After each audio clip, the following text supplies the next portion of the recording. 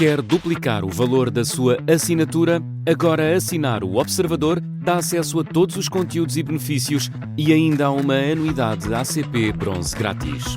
Terá vantagens que vão desde plano de saúde gratuito a descontos em combustível. Esta é uma assinatura que vale por duas. Assine hoje em observador.pt com 45% de desconto. Notícias.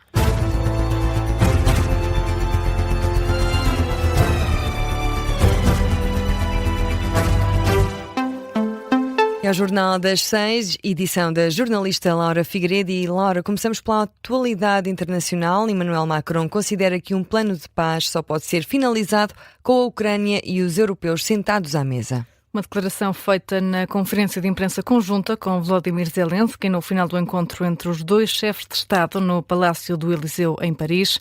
O presidente francês reitera que a Ucrânia é o único país com legitimidade para falar de território e defende que também os países europeus têm um papel a desempenhar nas negociações mediadas pelos Estados Unidos. Quando se fala de garantias de segurança, é um assunto que não pode ser discutido ou negociado sem que a Ucrânia, a quem pertence o território ucraniano, esteja ao redor da mesa e sem que os europeus e todos os aliados da coligação da boa vontade estejam ao redor da mesa. A Ucrânia é o único país com legitimidade para falar do seu território.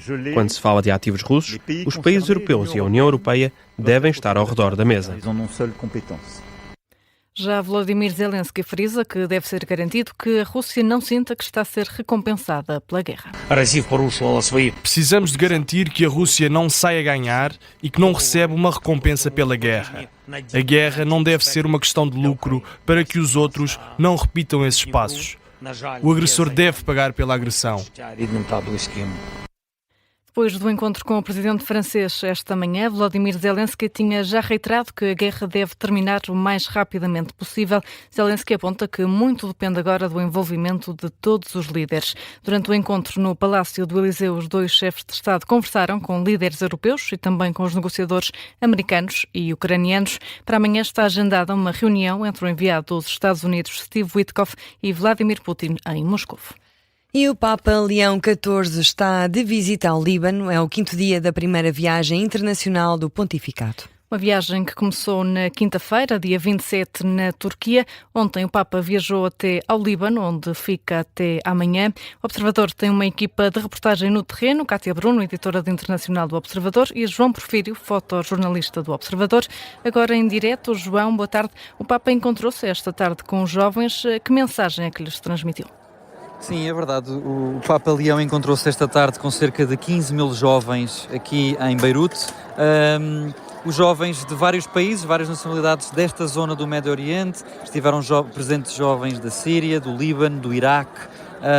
E o Papa, no seu discurso, apelou à paz, disse que o Líbano precisa neste momento de paz e todo o seu discurso foi à volta do apelo à paz e, sobretudo, que os jovens são o portador dessa paz possível, não só no Líbano, mas um bocadinho por todo o Médio Oriente.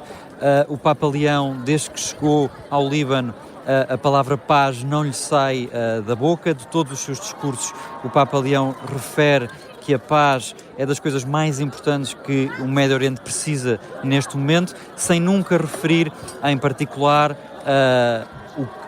aonde é que essa paz tem que ser exercida no pormenor, ou seja, sem referir Síria ou Iraque ou, sobretudo, o Líbano ou Israel. Portanto, foi um discurso longo, foi um discurso muito aplaudido por todos estes jovens a partir dos 16 anos, mais ou menos, como dizia há pouco também, de várias nacionalidades desta zona do Médio Oriente. Amanhã termina esta viagem oficial, que é a primeira viagem oficial do Papa Leão do seu pontificado. Termina com uma visita ao porto de Beirute, que sofreu uma enorme explosão há 5 anos, e termina então depois com uma enorme missa na praia no Líbano, em Beirute, no Líbano, onde são esperados mais de 120 mil pessoas. O fotojornalista do Observador, João Porfírio, em direto do Líbano. O Papa regressa amanhã a Roma, depois desta viagem de 7 dias, que fica marcada pelo diálogo ecuménico e interreligioso com ortodoxos na Turquia e muçulmanos no Líbano, uma viagem que tinha já sido definida pelo antecessor Papa Francisco. E na atualidade nacional, o Governo espera que os serviços mínimos sejam cumpridos. Na greve geral de 11 de dezembro, a Ministra do Trabalho diz que para lá não há razões para avançar com uma requisição civil. Até porque é algo que o Governo não pode fazer antes de verificar se os serviços mínimos estão ou não a ser cumpridos. O Sindicato Nacional do Pessoal de Voo da Aviação Civil já disse que não ficaria surpreendido se o Governo avançasse com uma requisição civil, rompendo com os serviços mínimos que estão a ser negociados. Ora, estas críticas são rejeitadas pela Ministra Maria do Rosário Palma Ramalho. Em Bruxelas, a Ministra do Trabalho assegura que o diálogo com os sindicatos continua. Não prevemos neste momento que haja requisição civil, não podemos prever a priori, como sabe, isso não é possível no nosso ordenamento jurídico. Esperamos que o cumprimento dos serviços mínimos torne absolutamente desnecessária qualquer requisição civil. Estas matérias ganham em ser tratadas do ponto de vista técnico. Não voltámos a falar com a UGT desde essa reunião, até porque a própria UGT está aí naturalmente mais focada na preparação da greve, mas naturalmente sentar-nos outra vez com o GT e com todos os parceiros sociais, depois da greve, foi isso que ficou combinado. A Ministra Maria do Rosário Palma Ramalho, em declarações aos jornalistas em Bruxelas, deixa ainda um aviso, espera que os serviços mínimos sejam cumpridos de forma criteriosa para tornar desnecessária qualquer requisição civil. E sobre as presidenciais, Henrique Gouveia Melo e Luís Marques Mendes no alvo das críticas de André Ventura, o candidato presidencial apoiado pelo Chega volta a pegar no apoio de José Sócrates ao Almirante. No início de uma ação de campanha em Oeiras, esta tarde, o presidente do Chega dirigiu fortes críticas a dois dos principais adversários na corrida eleitoral e começou por colar o Almirante a José Sócrates. Há uma coisa que não vamos ter de certeza, e isto é diretamente para que o Gouveia Melo compreenda isto. Há uma coisa que não vamos ver de certeza. Não vamos ver a tralha socrática toda outra vez de volta na política portuguesa. Isso é que não vamos ver. Ainda hoje tivemos outras notícias para alguém que se pergunta assim, como é que vamos ficar?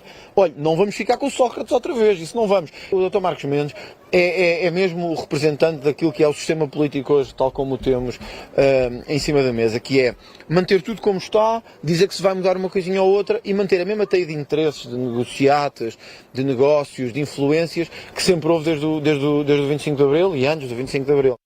As críticas de André Ventura, que defende que Portugal tem sido governado por pessoas que têm vergonha de afirmar a nação portuguesa, diz que essa é uma das principais diferenças entre o Chega e o PS e o PSD. O Ministro da Defesa anunciou hoje o maior investimento de uma vez só nas Forças Armadas. Um investimento de quase 6 mil milhões de euros. Em causa está a candidatura formal de Portugal ao Programa Europeu de Empréstimos para a Defesa SAFE, aprovada na sexta-feira em Conselho de Ministros. Esta manhã, nas cerimónias do 1º de dezembro, na Praça dos Restauradores em Lisboa, Nuno Melo detalhou o investimento que promete que vai também alavancar a economia nacional. Ontem lançamos o maior programa de investimento de uma só vez nos 3 ramos das Forças Armadas. 5,8 mil milhões de euros mobilizados para a aquisição de navios, veículos blindados, satélites, defesas antiaéreas, reservas de munições, drones, muito mais, para que as Forças Armadas, dentro e fora, continuem a fazer aquilo que se espera delas ao serviço da pátria e do povo e do lado dos nossos aliados. Um investimento que também alavancará a economia nacional e chamará as indústrias nacionais, que serão envolvidas na produção destes equipamentos e na manutenção destes equipamentos ao longo de todo o seu ciclo de vida. Nuno Melo remete para os próximos dias mais detalhes sobre os equipamentos em que Portugal vai investir no âmbito deste programa europeu para a próxima década. A cerimónia do 1º de dezembro contou com a presença de Marcelo Rebelo de Sousa, a última enquanto Presidente da República. Já o Primeiro-Ministro não esteve presente e ouviu, por isso, críticas por parte de José Ribeiro e Castro, antigo líder do CDS, que diz sentir-se embaraçado por ter votado na AD. E a fechar, os distritos do Porto, Braga e Viana do Castelo estão hoje sob aviso amarelo até às 9 da noite. Um aviso emitido pelo Instituto Português do Mar e da Atmosfera devido à chuva forte e à passagem de uma superfície frontal fria, como explica a Rádio Observador o meteorologista Jorge Pontes. Nos próximos dias, e a começar já portanto hoje a partir do final da tarde, vamos ser influenciados por uma superfície frontal fria que vai começar por entrar no mini-dor litoral. Temos aviso amarelo entre as 18 e as 21 para os distritos de Viana, Braga e Porto, onde pode chover temporariamente mais forte. No entanto, essa superfície frontal vai cruzar todo o território e deixará alguma precipitação, embora mais fraca no sul, ao longo da próxima noite e madrugada. O meteorologista Jorge Ponte, do Instituto Português do Mar e da Atmosfera. Há ainda 7 distritos sob aviso laranja devido à previsão de agitação marítima a partir de amanhã. As ondas podem atingir os 11 metros. Há ainda a possibilidade de queda de neve nos distritos da Guarda e de Castelo Branco. É o ponto final no Jornal das 6, edição da jornalista Laura Figueiredo.